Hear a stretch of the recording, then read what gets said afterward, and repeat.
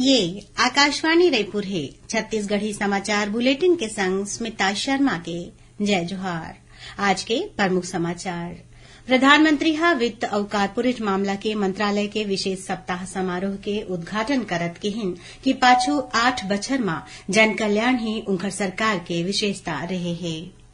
भेंट मुलाकात कार्यक्रम में मुख्यमंत्री कांकेर विधानसभा क्षेत्र पर 124 करोड़ रुपया के विकास काम के लोकार्पण और शिलान्यास करिन। और मौसम विभाग अवैया 24 घंटा के दौरान प्रदेश के बिलासपुर, रायपुर और दुर्ग संभाग के कुछ एक जगह में लू चले के चेतावनी दे हवय। उहें कालिले राज्य के अधिकतम तापमान में गिरावट घलो शुरू हो जाही। अब समाचार विस्तार ले। प्रधानमंत्री नरेंद्र मोदी कहिन है कि पाछू 8 बछर में जन कल्याण ही उनकर सरकार के विशेषता रहे है। नई दिल्ली में वित्त और कारपोरेट मामला के मंत्रालय के विशेष सप्ताह समारोह के उद्घाटन करत श्री मोदी कहिन कि देश में पाछू 8 बछर में हर दिन नया काम करे के प्रयास करेगीस। उमन कहिन कि स्वच्छ भारत अभियान गरीब मन ला सुघ्घर जीवन जिये के मौका दे है। ए मौका में प्रधानमंत्री ऋण ले जुड़े सरकारी योजना मन पर राष्ट्रीय पोर्टल जन समर्थ के घलो शुरुआत करेन। ये पोर्टल लाभार्थी मन ला सीधा कर्जा देवैया मन ले जोड़थे। जन समर्थ पोर्टल के उद्देश्य सरल डिजिटल प्रक्रिया के माध्यम ले आने क्षेत्र में मार्गदर्शन करना और सरकारी फायदा देके विकास ला बढ़ावा देना है। प्रधानमंत्री आजादी के अमृत महोत्सव ला समर्पित 1, 2, 5, 10 और 20 रुपया मूल्य वर्ग के नवा सिक्का मन के विशेष श्रृंखला जारी करेन। दृष्टिबाधित मनखे मन घलो ये सिक्का मन ला पहचान सकें। प्रधानमंत्री नरेंद्र मोदी के अगुवाई में केंद्र सरकार के 8 बछर पूरा होए के मौका में भारतीय जनता पार्टी डहले छत्तीसगढ़ संघरा पूरा देश में सेवा, सुशासन और गरीब कल्याण पखवाड़ा मनाए जावत है। यही कड़ी में भाजपा पिछड़ा वर्ग मोर्चा के रायपुर जिला इकाई शहर के 16 ठन जगह में स्वच्छता अभियान कार्यक्रम कराइस। भेंट मुलाकात कार्यक्रम में मुख्यमंत्री भूपेश बघेल कांकेर विधानसभा क्षेत्र पर 124 करोड़ रुपया के विकास काम के लोकार्पण और शिलान्यास करेन। ए मौका में श्री बघेल गांधी ग्राम कुलगांव के उद्घाटन और राष्ट्रपिता महात्मा गांधी के प्रतिमा के अनावरण करेन। ए दौरान मुख्यमंत्री कतकोन विकास काम के घोषणा घलो करेन। एमा आदर्श गौठान समिति के 50 लाख रुपया के कर्जा माफी और ग्राम पंचायत के नवीन भवन के निर्माण काम शामिल है। उमन अलबेला पारा में मातृ और शिशु रोग अस्पताल के घलो शुरुआत करेन। उन्हें श्री बघेल कांकेर में नवनिर्मित सी मार्ट के लोकार्पण करेन। ये सी मार्ट करीबन 50 लाख रुपया के लागत ले बने हैं, जेकर संचालन एक ठन महिला स्व सहायता समूह डहार ले करे जाही। ये सी मार्ट में लघु, कुटीर और स्व सहायता समूह मन डहार ले बनाए के आने खाने पिए के चीज और दूसर जिनिस होही। एकर अलावा मुख्यमंत्री कांकेर के मरीन ड्राइव कहैया डडिया तालाब में कतकोन विकास काम के लोकार्पण करेन। उहें ओमन कांकेर में हमर लैब के शुरुआत घलो करेन।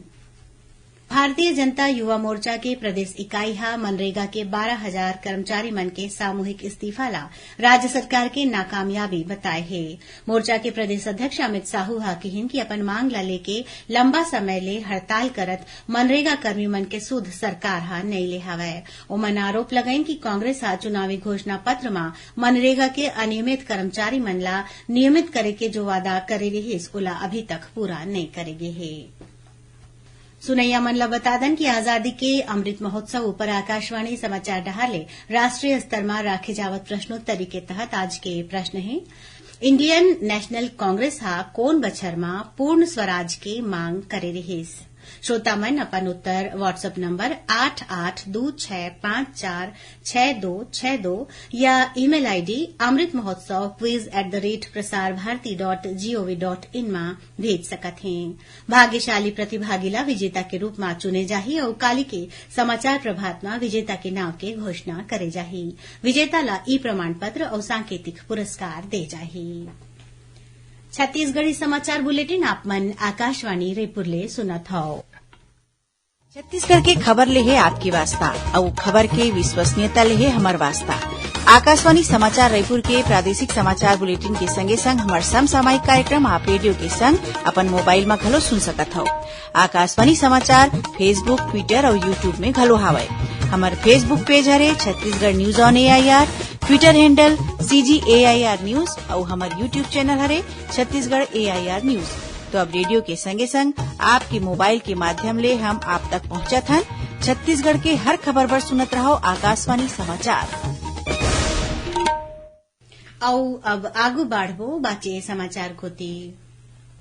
विश्व पर्यावरण दिवस के मौका में काली राज्य में कतकुन कार्यक्रम कराए गीस। यही कड़ी में राजधानी रायपुर में छत्तीसगढ़ पर्यावरण संरक्षण मंडल डहाले पृथ्वी अनमोल है प्रकृति संग संतुलन बनाए विषय में संगोष्ठी कराए गीस। ए मौका में पर्यावरण मंत्री मोहम्मद अकबर हा वर्तमान परिस्थिति ला देखत प्राकृतिक संपदा के जरूरत अनुसार उपयोग करे ऊपर जोर दिन। उहें बलौदाबाजार भाटापारा जिला में पुलिस विभाग हा सब्बो थाना चौकी और पुलिस कॉलोनी मन में वृक्षारोपण अभियान चलाइन। ए मौका में 500 ले ज्यादा छायादार और फलदार पौधा लगाए गीस। ऐसने बिलासपुर जिला में चलत वृक्षारोपण अभियान के काली लाल बहादुर शास्त्री मैदान में समापन होइस।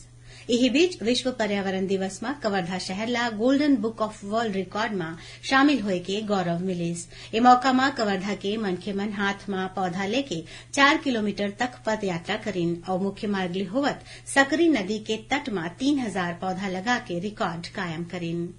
गोल्डन बुक ऑफ वर्ल्ड की प्रतिनिधि सोनल राजेश शर्मा हा कवर्धा नगर पालिका अध्यक्ष ऋषि शर्मा ला ये उपलब्धि पर प्रमाण पत्र दीन। एती कोरबा जिला के हरिहरपुर में हसदेव अभयारण्य के तीर कोल ब्लॉक ले प्रभावित ग्रामीण मना घलो विश्व पर्यावरण दिवस के मौका में आंदोलन के जगह में संकल्प सम्मेलन करें। हरियाणा के पंचकुला में राखे गए खेलो इंडिया यूथ गेम्स में छत्तीसगढ़ के वेटलिफ्टर ज्ञानेश्वरी यादव हा स्वर्ण पदक और राजा भारती हा कांस्य पदक जीतिन है। पदक हासिल करे में दोनों खिलाड़ी मन ला मुख्यमंत्री भूपेश बघेल हा शुभकामना दीन है। यह स्पर्धा में ज्ञानेश्वरी यादव हा 164 किलोग्राम वजन उठा के अपन पुराना रिकॉर्ड ला तोड़त स्वर्ण पदक हासिल करीन है। वहीं राजा भारती हा 211 किलोग्राम वजन उठा के कांस्य पदक जीते हैं।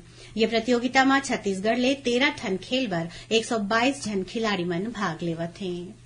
अब पेश है मौसम के हाल।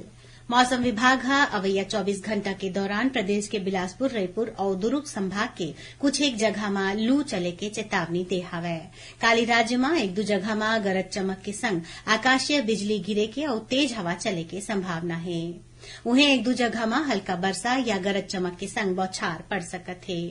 तेज धूप और भीषण गर्मी ले परेशान प्रदेशवासी मन बर राहत भरे खबर है कि काली ले राज्य के अधिकतम तापमान में गिरावट शुरू हो जही।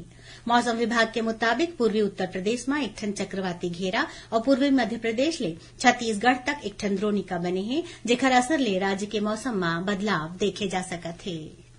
अब थोरकुन समाचार सार में। जांजगीर चांपा जिला के बिर्रा पुलिस हा थल सेना और वन विभाग में नौकरी लगाए के नाव में 10 लाख रुपया ले ज्यादा के ठगी के मामला में सिमरिया गांव के एक जन आरोपी ला गिरफ्तार करिस। सूरजपुर जिला के प्रतापपुर वन परिक्षेत्र के करसी गांव में जंगली हाथी के हमला में एक जन सियान मनखे के मौत हो गई।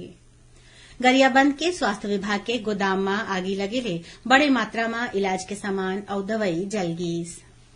कोरिया जिला के रामगढ़ रेंज के सलगवा खुर्द में एक ठन बाघ के मौत हो गई है। मामला में 2 जन आरोपी मन ला हिरासत में लेके पूछताछ करे जावत है। उन्हें मामला के जांच बर रायपुर ले घलो वन विभाग के एक ठन टीम भेजे गई है।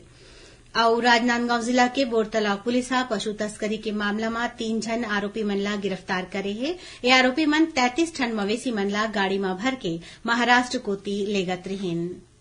आखिर में प्रमुख समाचार एक घाव फेर। प्रधानमंत्री हा वित्त और कॉर्पोरेट मामला के मंत्रालय के विशेष सप्ताह समारोह के उद्घाटन करत कहिन कि पाछू 8 बछर में जन कल्याण ही उनकर सरकार के विशेषता रहे है। भेंट मुलाकात कार्यक्रम में मुख्यमंत्री हा कांकेर विधानसभा क्षेत्र बर 124 करोड़ रुपया के विकास काम के लोकार्पण और शिलान्यास करेन। और मौसम विभाग हा अवैया 24 घंटा के दौरान प्रदेश के बिलासपुर रायपुर और दुर्ग संभाग के कुछ एक जगह में लू चले के चेतावनी दे हवय। वहीं काली ले राज्य के अधिकतम तापमान में गिरावट घलो शुरू हो जही। एकरे संग छत्तीसगढ़ी समाचार बुलेटिन इहें सिरावत है। जय जोहार।